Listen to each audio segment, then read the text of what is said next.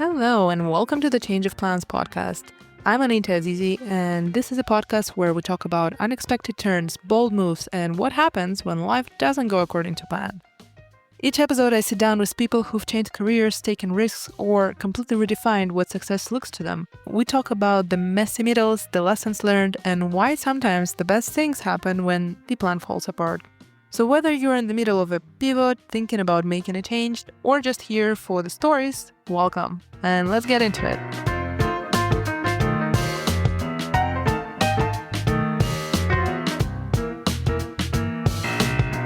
My guest today is Mariann Egressy, Head of Accelerator and Ecosystem at Motion Lab Berlin. With a background in policy innovation and startup acceleration, Mariann has spent the last few years working directly with early-stage founders, helping them take their ideas from prototype to scalable businesses. Before stepping into the startup world, she worked at European Parliament, gaining first-hand experience in policy development and strategy. Now she applies that knowledge to support hardtech and climate tech startups, helping bridge the gap between policy funding and real-world innovation. Let's get into it.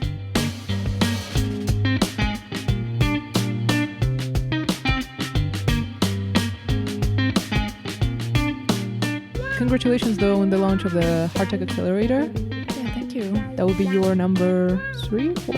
This is the fourth batch, yes. Nice. Excited? Yeah, it's so interesting to see how new people bringing in new vibes and atmosphere and, of course, different ideas. Mm-hmm. So, of course, every time you have a new batch, you're also wondering how this is going to change the community as well, because it's affecting directly and not directly the community itself, but also the space. And so far, I think we have very interesting teams, but also the people are very nice, which is super important for us as well.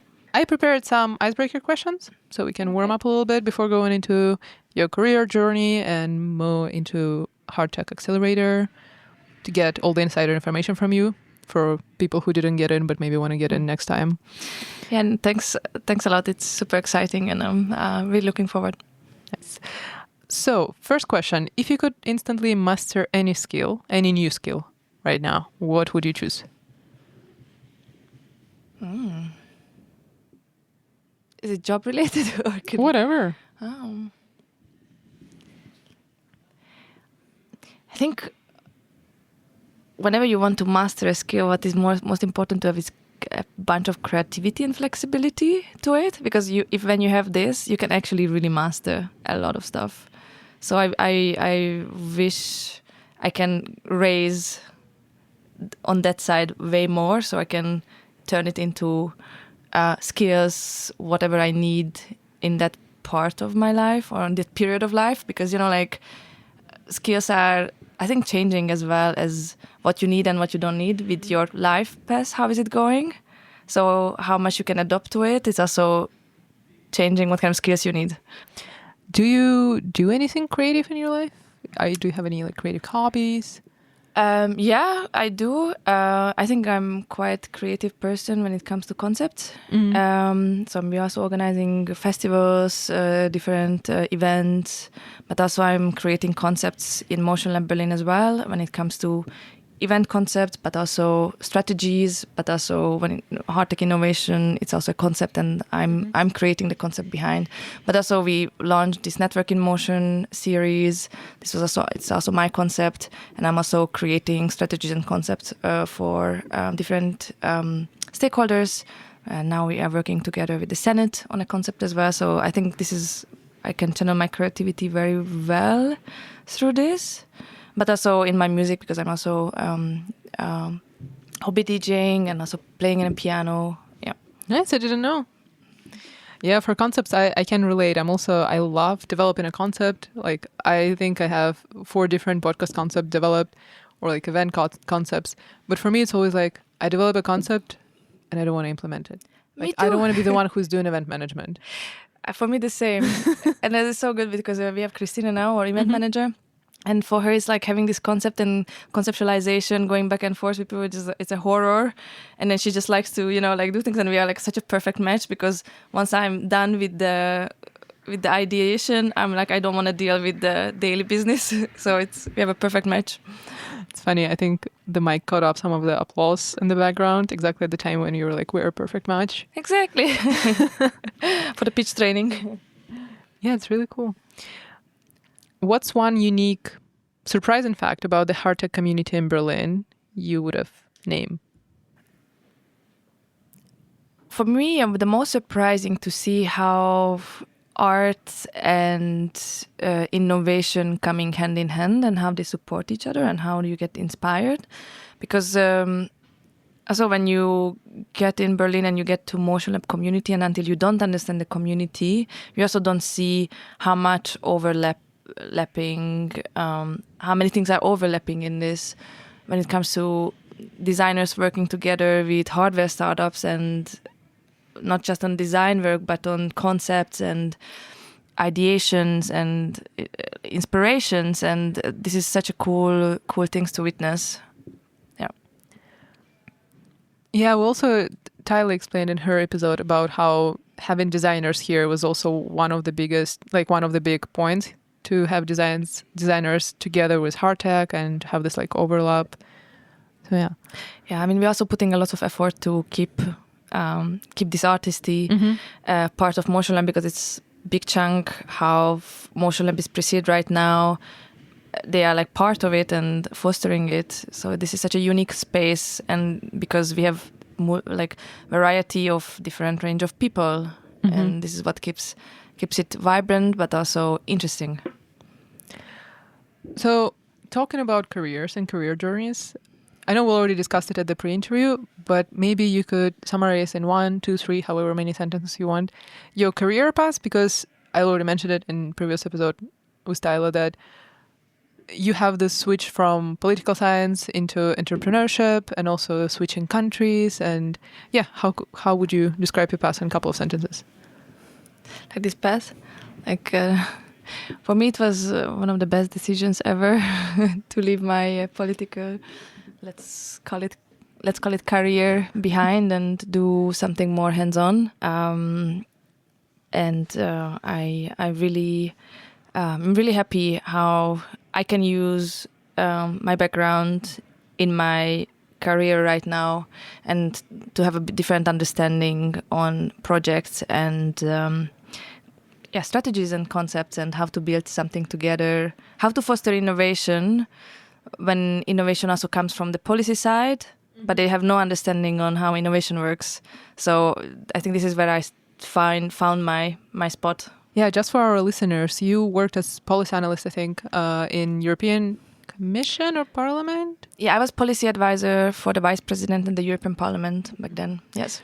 In Brussels, right? Yeah, in Brussels, yeah. So for anyone who studies public policy or political science, you made it. It's like a dream job, or like it's one of the greatest milestones. When I was talking with you, I was like, oh, that's exactly what I wanted to be like 4 years ago. But I also do understand like stepping out from there. And I personally also did this switch from human rights and NGO sector into entrepreneurship. So very much relate with that. But maybe you could expand a little bit on how your diverse experience across countries and sectors prepared you for your role at Motion Lab. And you already mentioned that actually in Motion Lab, you're also on intersection of policymakers, but also implementation partners. So yeah, maybe a little bit more about that experience. Yeah. So I would jump back on that you mentioned that of course, like when you study politics, like this is a dream job to have. And then also when you're idealistic, you think you're gonna go to the European Parliament and you're gonna be in the middle of policy making and you're gonna have, you're gonna understand how things are going and you can influence so much and work on so many cool projects. And then you go there, and then if you don't have a good office or you don't have a good MEP who is ambitious, you also realize how slow things are going and how tiring to push through anything through the European Parliament. And then sometimes you work 1 year on a paper, and by the time they accept it, you don't even recognize this paper anymore because they take out everything which could have a effect. And then you realize, okay, your whole work, what you worked so much on, it's just now just words which doesn't affect anything or doesn't have long-term impact. Exactly. And then this is I think this could be very tiring, and at least for me, because I really wanted to make a change, and then you realize the change, this is not coming this fast, and that is why I decided, okay, then I need to do something else. And somehow I found Motion Lab. And also, as we became the deep tech hub of Germany through the hub, the digital initiative from the federal ministry. So we are also working now close with the with the BMWK, with the federal ministry, and attending many events with them, but also trying to influence and trying to have a word of how to make innovation better in Germany, but also in Berlin, how to make it more sustainable, how to build a climate tech hub, and what do we need for it. And luckily we are in a good position now that they are listening to us and we have a good standing. But this is also, I think, this understanding and these learnings are definitely was very beneficial for me from the European Parliament to understand how these policy makers are working, how to talk to them, and how to raise our voice. And And so Motion Lab is 3-4 years old? 7 years old, right. And it's also a startup.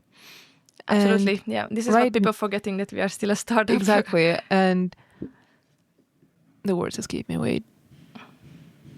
Yeah, my brain is my God. Literally brain freeze. Oh no. I am looking forward to edit this part.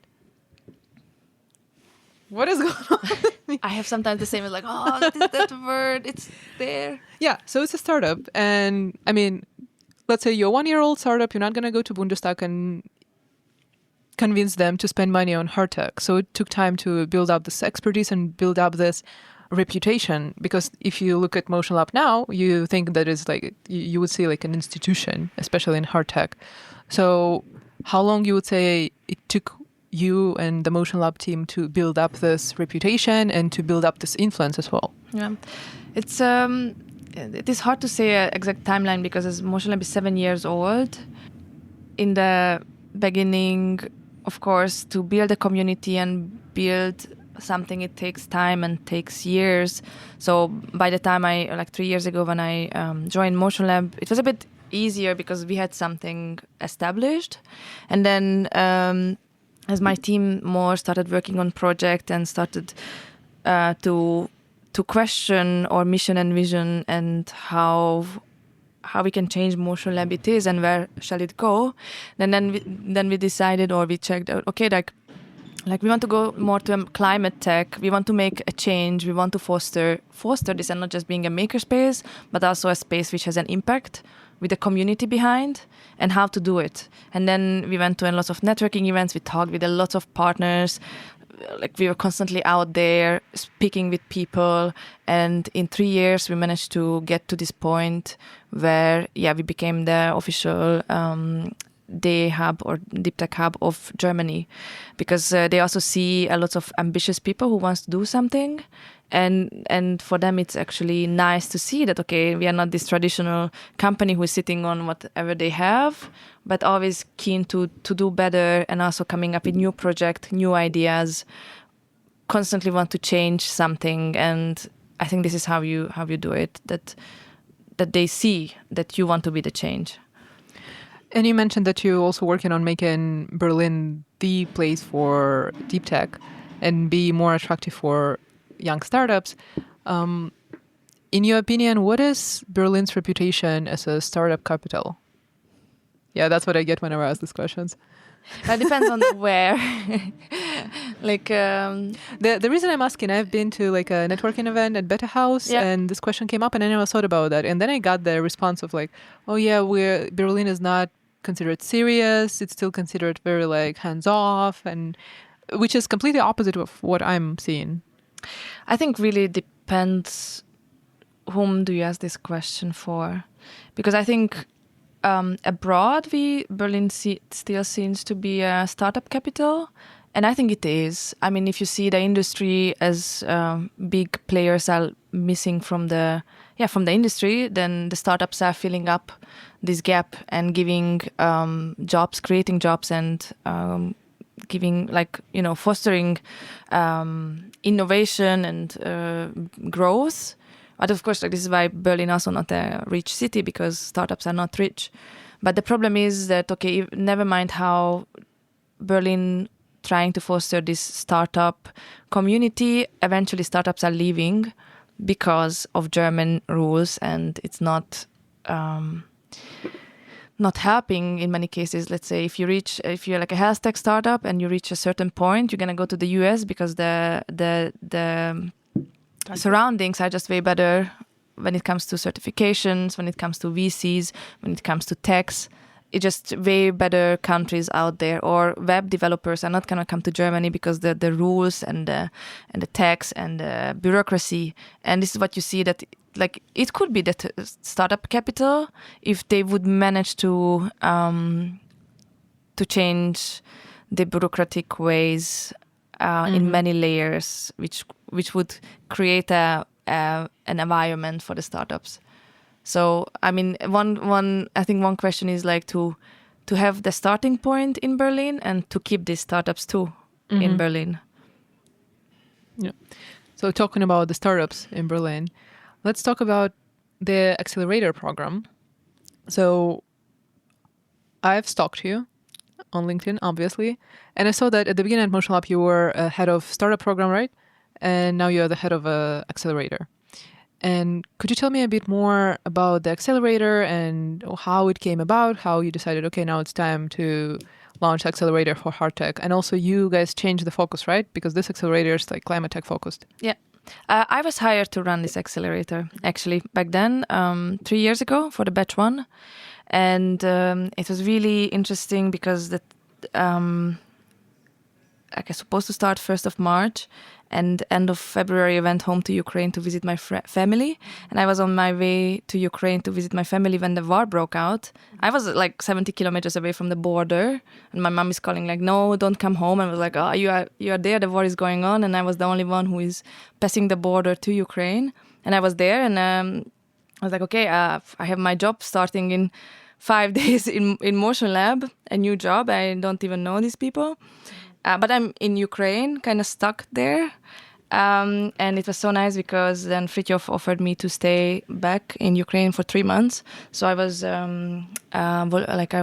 helping with my father's NGO. So it was also such an interesting thing that I was supposed to be here leading the program, but I was still in Ukraine helping this NGO, and then I could start like 3 months later. So by the time I arrived, it was the kickoff week for the batch 1. When I arrived, and they managed everything without me. And since that, it was, of course, a big learning process because it was our first time kind of doing something similar, and that there is no too much material out there of how to build a hardware startup. And like it's very interesting. And for the batch 4 by now, we gathered so much knowledge and we built such a great ecosystem and support system. So it's completely different from batch 1 to batch 4, what was going through in the program, and we are constantly evolved and developed. And then I had this idea for the next, for the 3rd and 4th batch to turn it to climate tech, because I wanted to, we also as Motion Lab, as our mission to support, to become this space which can enable startups to grow in a climate tech era, like field. So we switched the whole focus to climate tech. Yeah, that would be great if they wouldn't be doing that, but it's also fine. It's the rocket. Oh, they dismantling the rocket? Yeah, it's going to Norway. It's a model. It's a mocket for a 30-meter tall rocket. It's just 3 meters. Oh. And if they accept it, they're going to build a 30-meter long rocket, which is going to bring a satellite in Norway. I wasn't going to ask because it said don't publish it publicly. I mean, the pictures, no? Yeah, the pictures, yeah. Don't post a picture.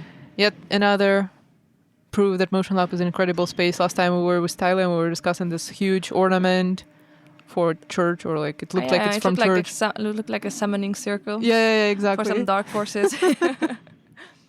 So back to climate tech. My question is, so you have third and fourth batch, you already had some climate tech startups, or most of them, or all of them. And I remember that I've seen presentation, for example, for the insect, the AI, and then honestly, for some reason, the only that's kind of still in my head. Spire, yeah, exactly. And also the degradable bouldering material. Met. Yes. And so what are specific fields or types of climate tech solutions that you are currently excited about, or like that was something in your mind when you were going through the applications? Yeah. I mean, we always we had like a hard time of defining what is climate tech because it's so broad. So what we thought that, okay, like climate tech is not only capturing CO2 from the air or cleaning the ocean, but what are the biggest polluters out there? And there's these 5 categories because the biggest polluters are the already existing industries and not the new ones, and how we can create and how we can change these industries and how we can change the way how people consume and how they see like this kind of, it's like also a social construction somehow, because of course how people are consuming, this is how the industry is, but the industry can also foster it and change it. So we had these 5 categories, from agriculture to mobility to heating and cooling and construction and so on. And this is how we were choosing startups as well. And sometimes we had like great vibes with people like Spire. They're absolutely motivating and fantastic people who doing this insect monitoring, because like from biodiversity perspective, it's super important. How do you measure the impact? If you do something good for the biodiversity, it's with the insect population. So where the insect population is coming back, it means that all the measurements you're doing to foster, like, you know, like to help the biodiversity, it's actually working. Because a lot of people pushing money into this, but there is no way to measure it. And we like this project so much. And now they are with Fraunhofer and doing a project together. So it's also super great to see that, yeah, it is going for them. And I like that you brought up this like definition of climate tech, because I feel like whatever is trendy is becoming climate tech or AI or climate for AI for climate. Because, for example, I work for a startup. We also promote ourselves as climate tech whenever it's like, it depends on where we go. We could call ourselves climate tech because we help research of CO2 capture, even though we don't do CO2 capture. So yeah, that was very interesting that you also brought it up. Yeah. Because that was something I was thinking. It's the same with deep tech. Yeah, How so much broad. deep it needs to be deep tech? Very deep. No, I think deep tech is also like such a broad topic. I don't think anyone can define what is deep tech. But also we got so many applications from AI and machine learning and things like that. And I was like, okay, this contains 0 hardware. So it's interesting also, like for me, optimizing a process with 5% is not good enough. We don't need another app. We don't need another 5% optimization on something. We need actually real solutions. And for that, you need hardware. And so you had already 4 batches. It's like around how many startups? Almost like 40? Like 25. So in 4 batches, how would you define success for startups within the accelerator? Yeah, we were thinking about it a lot as well, because again, survival rate, definitely, but also as hardware is such a complicated topic. And I think when it comes to climate tech investment and hardware investment, VCs are so behind, and they don't know how to invest in hardware and in climate tech. And they're now slowly turning as the trends are turning too. So I don't know if it's a fair measurement for success, because it's not like you have a favorable conditions. But definitely this is one of them. And I think from the past batch, from the 8 startups, I think 5 is still operating. So I would definitely consider this as a success. And for example, for founders who listen in right now, what are the core criteria you look at in the applications? I think obviously the idea, the team is super important, and the team is even more important than the idea, because idea is one thing. If you don't have a good team behind, then you can, then you can't do anything with your idea. And if you have a good team and if you have a bad idea, we can still help you to pivot and to find a better idea. Or like when you realize, then when you go through on the product market fit and market validation and you realize that your product is not wanted or there's no fit to it, then if you're a good team, you can, and you're not in love with your idea, then you can find something and to turn it into a desired product. And since you're accelerator, not an incubator, have you had the cases where a great team came together, like, yeah, we kind of have something, but kind of don't, and we need your help shaping the idea? Yeah, we had some teams that they changed eventually a little bit. But we also had teams when they realized in a second month that there's absolutely no market for it, but they were so in love with the ideas, they were not willing to turn this idea anywhere. And of course, they after 7 months, they didn't continue. How do generally founders take this feedback? Like, yeah, your idea is not a market fit, probably you should give up on it and move on. I mean, this is something they realize for themselves. When they're doing in the first 2 months, they're doing their user interviews and customer discovery and market validation and problem solution. They're doing this, and the same thing. Either you realize it by yourself, with help and with the lead mentors. Then is your product wanted? Yes and no. And if no, then what? If yes, then we can go forward. Exactly. And as I said, some of them are saying, okay, then let's see what is wanted and how we can turn it into. Or some of them are like, oh, I don't care if my product is not wanted. I'm in love with this product and I'm going to do it. And like, you can build the best robot if no one wants to buy it or it's not solving anyone's pain, then you can build the best robot on earth. Yeah. And what sets a strong applicant apart, and any qualities or preparations that make someone stand out for the applications for the accelerator? I think as I said, a very lean and clean idea, because sometimes you get like someone is writing so much about the idea and then after reading it for 5 minutes, you still don't get what they want. And either you don't know what you want or you just don't know how to formulate it that people understand from the outside. And the second is like having a really good team. And these two. And also because from the applications you can, and from the team you more or less can guess and after the interview how coachable they are. And also, yeah, of course, it's super important that all the people we're taking in, they are manageable, because you don't want to work together with 7 months with people who are not. But also like vibes, of course, like it's a community, and our community is really fragile.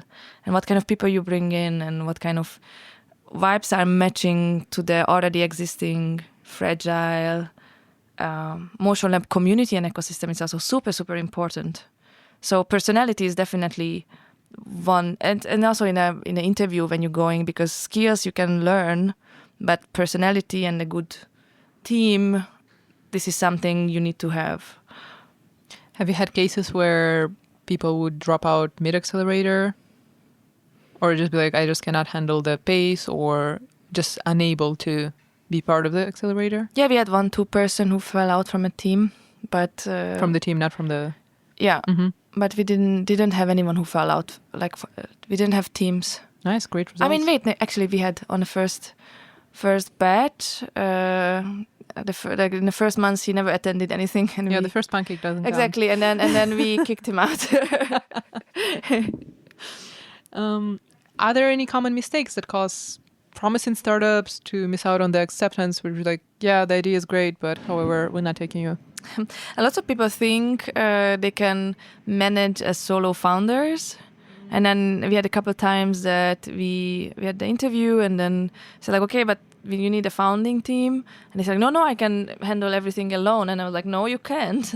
But yes, I can. And I was like, no, you can't.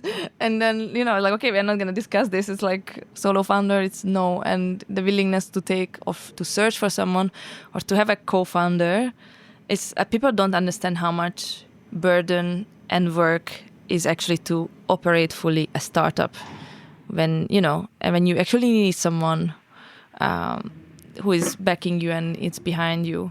So this is absolutely, sometimes when people think that as a solo founder they can do everything is already a big no. Have you had cases where maybe two startups during the accelerator merged or found each other, like founders found each other here? No, but we had cases when so one team member went to another team. Oh, wow. Whoopsie. No, it was also mutual, so it was also good like that. Nice. Straight to the main things. Could you describe the kinds of support the accelerator provides? I know that you do the investment in form of stipends for startups, and we already discussed in the previous episode about what Motion Lab, the kind of labs it has. When people join the accelerator, it starts, they have access to the entirety of Motion Lab facilities. Maybe I'm missing out something. Could you expand on that? So I have to emphasize that this program is supported by the Senate. It's called Berlin Startup Stipendium, and this is the last batch. So we have to reapply again for this funding, and which is actually really good when it comes to first-time founders to get the knowledge, but also to get you start your idea. You get 2,200 euros stipendium, and it's also really important that we don't take any equity. So, like for this program, it's all equity free, unless other privately backed programs. And of course, they get full access to Motion Lab for the machinery. They have their own office. They have. I didn't know about the office. Yeah, that's sweet. Yeah, they have their own office. But also all the workshops are covered by the program. But also we design to give them more knowledge on multidisciplinary prototyping development, because it's not enough just that you finish 3 hours 3D printing, but actually how do you do like rapid prototyping and like this kind of knowledge, but also from soft skills of like how to develop your business, like how to pitch. And this is what is in the kickoff week right now. What is going on? It's like now the pitching session, because we're going to have a pitch event tonight, the first one on pitching, but also how to prepare for investors. What do you need? How to build up your strategy, and everything around what you need in these 7 months to get investor ready. It's covered by the program, and we have different workshops and different segments on it.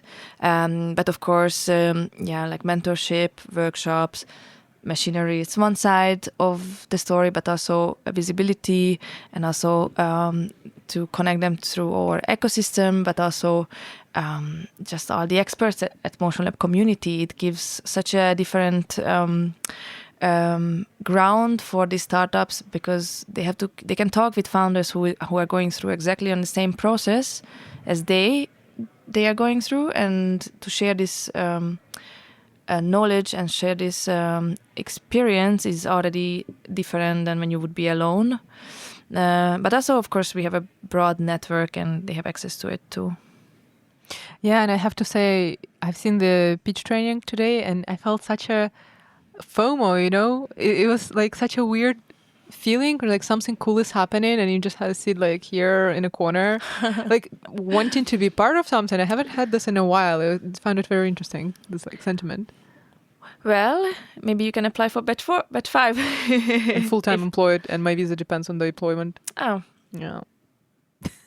Oh yeah, that's another thing. Basically, you cannot work full-time. You receive stipend, which is taxed and taxed? This is not tax, but it's a stipendium. It's a bit different. You don't have this 40% tax on it. It's a bit different. I don't know exactly the conditions, because it's different for every person. Depends on your status.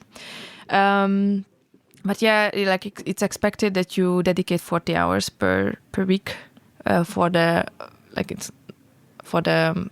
startup. So you work on different. Whatever your role is in the team.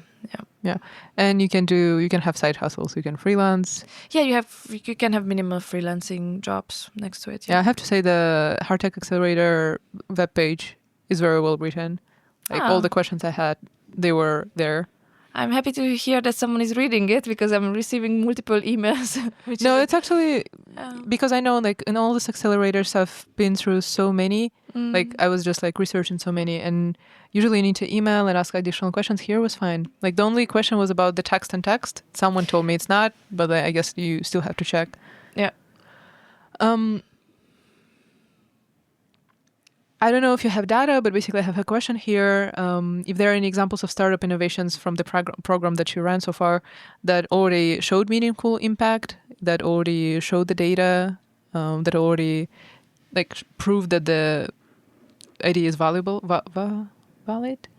Here we go. Yeah, we have several startups like that. From batch one, I don't know if you remember or you were here. You remember Neocarbon? Oh yeah.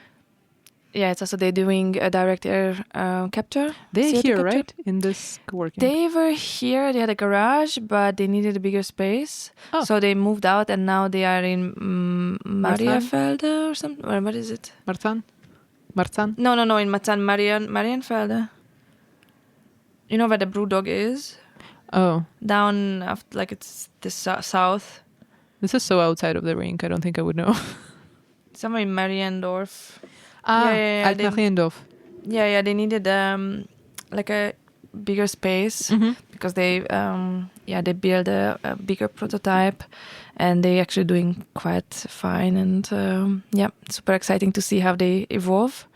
But we also have still startups in the in our ecosystem from last batch, like Waldvögel, Nanomatter, they're doing the semiconductors, or Material Logic, they're doing this 3D printed van interiors from sustainable materials, like this kind of startups. I think you know most of them. Yeah, thanks to the Breakfast in Motion, that's how I got to know them. That's such a great idea because it's so difficult it's still difficult to meet people here. Like I've been here today the whole day, but I was mostly staring at my laptop in just different locations.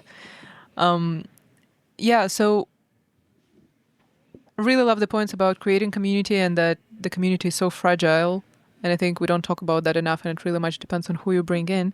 But talking about a wider Berlin community, how Motion Lab helps these startups, I'm so tired today. My English is very much out of the window. I'm tired too. Yeah, it was a long week. Collaborations within like a wider deep tech community. I have to admit, I really thought that Motion Lab is the only deep tech company in Berlin, but then I found out about Fraunhofer. Maybe, and which Silicon Alley. Yeah. And I was like, I didn't even know until Melinda invited them for breakfast. Yeah. So how we see ourselves in the deep tech space is that we want to be the platform and the bridge between different stakeholders who is doing deep tech, because a lot of research institutes who are way better equipped to do deep tech and way more knowledgeable than us, like Fraunhofer, obviously, or different universities who are doing research and development and specialized in this. They are way better equipped to do this kind of really techie researches. But I think how we see ourselves and how we want to contribute to this is actually to build this platform and to nurture it, because this is what we are good at. Like to see a bigger picture and then bring everyone under this umbrella and create a real ecosystem and a real community on deep tech, which can, when we have because we are together with the Deep Tech Momentum, Deep Tech Award, like different initiatives from the Senate, and how we can support these startups. And the only way you can support is if you create an ecosystem around it. And I this ecosystem building is such a buzzword recently, and I actually don't like it anymore, because it's for lots of people it does not mean, like when they talk about ecosystem building, they think community. They think no, they still think ecosystem, but are they really building an ecosystem? Because I barely see this happening truly, Mm-hmm. It's not just using the word that, we are an ecosystem, but are you really an ecosystem? What are you doing to nurture it and build it? So it's very interesting questions, but we really actually want to do it, and we are already working on some concepts for next year. Mm-hmm. So stay tuned. I hate this word too. So anyway, no, just like that we're gonna present and to how to build an ecosystem and how to nurture it. And what can you do out of it? And this is a super interesting question for me as well, and also for us. And this is how we see our role in this whole thing, that we don't need to solve these problems. We don't necessarily need to do research ourselves, but we can build, like we can unite these people who can do it. And this is a super exciting role for us as well. I'm talking about the partners and ecosystems. What maybe kind of partnerships does Motion Lab have in place to support its residents? Like I know there was workshops on the new machine. The new machines came in. There was also the Prusa partnership, right? Something else? Yeah, we have several partnerships and we are constantly working on them. Let's say now the electronic lab is powered by Word Electronics. It's a cooperation with them. Exactly. But also when it comes to different programs or different supports, let's say you need rapid prototyping or like manufacturing support in Germany, where do you go? And then by now we have these contacts and we can make this intro for you. Or also in Asia, let's say you want to expand your market in Japan. How do you enter the Japanese market? Do you have, like, where do you go? Whom do you reach out to? And then we worked so much in the last 2 years on building up this international profile, but also international connections. And then we can support startups, not just in Germany with contacts and network ecosystem, but also in internationally, because by now, basically, never mind where you want to go, we have a connection there who can help you. And this is such a unique position and such a great thing, value to add to the startups, because I really hope that this startup's going to get to this point where they can scale. And also when you're scaling, you cannot go around Asia. And how do you find manufacturing partners? How do you do sourcing? How do you do logistics? How do you set up a company and what do you need for that? And these are questions you need to solve. And by alone, it's not going to go so fast. So we have partners who can help you with that. What is the most important characteristic for a startup founder in today's climate or in today's landscape to have? Everything is very unstable. The future is very unstable. The elections result just came in the US. We in Germany have our own problems too. And when you're a startup founder, everything is very undecided for you anyways. Like everything is very uncertain. So in this kind of climate, in this kind of environment, what would you say the most important skill is or the most important trait is? I think still the flexibility. Because, like you can, flexibility and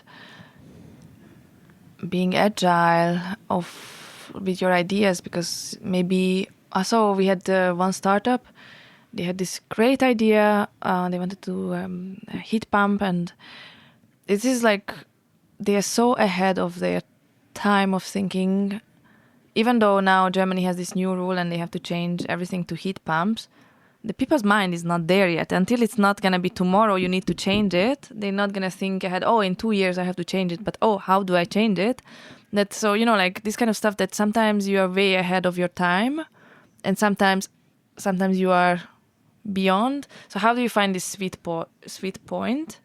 And how do you let it go when you realize that this is not the right time? Never mind what you do. And how much is it affecting you as a person? And I think, of course, like times will be always challenging, because I think in the last 10 years, it's just getting more, the world is getting more and more complicated, with not just with war happening, but like crazy people being elected, and it's changing the world politics, and the world politics is changing many things around it. When your supply chain is not working, when you have a war, and then when you have budget issues and economic crisis, somehow it's getting harder and harder to found something, because of course the economy is not going as well as it did 10 years ago. So I think it's just being flexible and let go whenever you realize that you have to let go. It's actually that you brought up a point about the startups that are ahead of their time. Because I recently also heard about the startup. I think they have the system to track emissions from like your business, which is going to be obligatory for all the businesses in Europe, I think by 2026. Yep. And so they have the system, you can use it, but no one is using it because it's too early. And it's not 10 years too early, it's just a couple of years too early, maybe even less. Yep. But already here, they're like, what are we going to do? There's no money now. So and the thing is, in 2 years, they will need you, but not now. What would you advise in this case? Is like, should they just pause, or like how you conservate this kind of idea?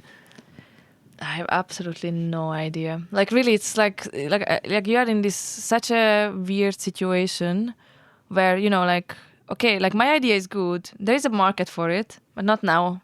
Either then you pause it and then you find something for 2 years and then you come back to it. But then would you still have the same enthusiasm to do it again? Would you lose your mood?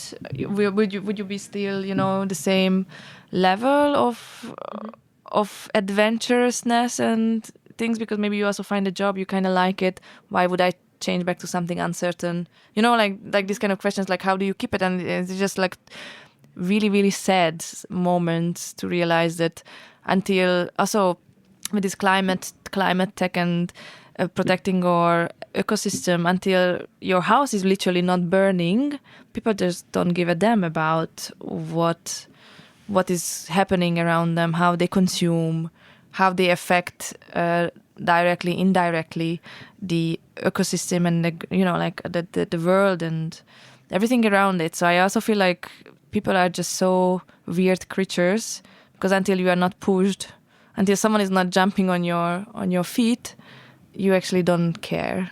And this is really sad. Wow. Would you say, though, that about regular people, I'm not even asking questions, that's exactly what you said, until your house is burning, no one thinking about it. But have you noticed a switch in industries, that industries are more likely to support climate change initiatives or sustainability initiatives? Or would you say it's still kind of the same, more of like window dressing situation? I mean, what kind of industries can we talk about when the Greens are suggesting to have a vegetarian day in a Mensa, and then the CDU politicians are freaking out that they can't have their currywurst? So, you know, like we are in this still level, and this happened 2 years ago. So it's, you know, like we're talking about this level of understanding of how the world should be, and after that it's hard to hard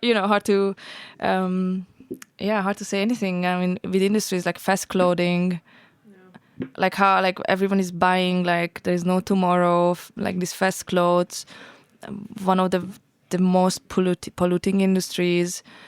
Like of course it has to come. I mean, of course we celebrate capitalism and everyone can sell whatever they want to, but like how do you change the behavior of the people?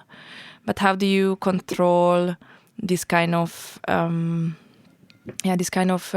markets as well, of not being like, you know, not being able to sell €5 pullovers because how this pullover was made and what kind of paint they used. It's not just poisonous for the humans, but it's no one is controlling where is this paint or water going after, but it's also going directly back to the earth, and you know, like this kind of things. And it's just so layered and so many so many levels of wrong in it. I wouldn't even know where to start to fix. And probably it should start from humans, that we need to influence at least people around us. At least this is my policy of like trying to convince people to be more conscious how they live their daily lives, and to give up on the comfort, because this is what people don't like to do, to give up a tiny bit on their comfort just to make things better, because they think they deserve everything what they have, but they never think about the effects, the impact it has on things like animal cruelty or the environment. And I think it should come from education and putting more effort into this, raising awareness on stuff. And Fridays for Future, I mean, it's a beautiful initiative, and did anyone take it seriously? Not really. And then they ridiculing poor Greta of sailing, you know? It's like, this is your biggest problem right now, like as a 60 years old white man, ridiculing a child of being idealistic. This is ridiculous. I think it's a really beautiful point for us to start wrapping up the conversation. I have, though, some final questions and mostly like advice for founders. So what would you think is the single most important piece of advice you'd give to a founder looking to make impact in climate tech or looking to found a successful climate tech startup? Because also for me, like a lot of founders I see doing climate tech, they're not truly green people, you know? This is very interesting for me, because for me, like, what is I really like in Neocarbon, that they don't eat meat, they don't take planes, they always travel with by train, and so they live what they preach. Exactly. They walk the walk. But sometimes I meet climate tech people and they still eat meat and stuff like that, and I'm a bit like, that's interesting, you know? Like, you want to, like, are you doing it for profit, or you actually believe in the cause and you want to make a change? So it's just a interesting things what sometimes I witness or notice. But I think it's also, if you actually believe in the cause, then one way or another you're gonna figure out how to make it work. You know, it resonates really well what we just recorded with Dash. She said this thing that I found really interesting.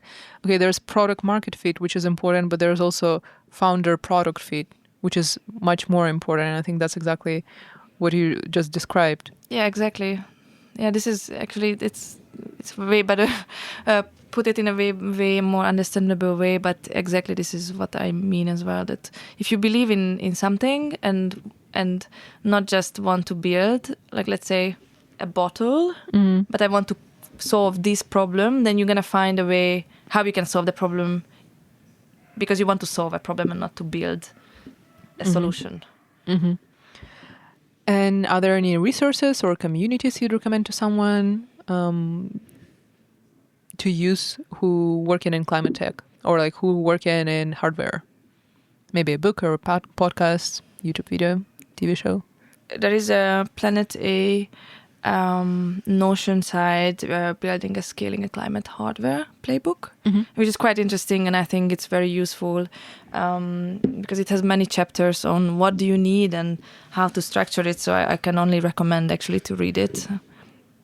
Great. Thank you so much for joining me today and sharing your time with me and sharing the space with me. Oh, thank you so much for inviting me, and finally we managed to... Finally. Yeah, that's really change of plans. I think on third time it happened, yeah? Yeah, one time my dog got injured.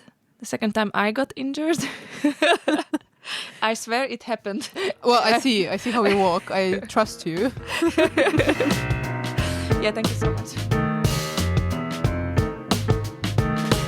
And that's a wrap on my conversation with Mariann Egressy, head of accelerator and ecosystem at Motion Lab Berlin.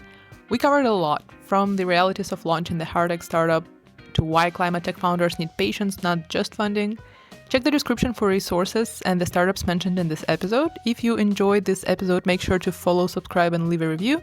It helps more people to discover the podcast and makes me feel good. I'm Anita Azizi, and this has been Change of Plans. Thanks for listening, and remember, change is never a failure, it's the first step. See you next time!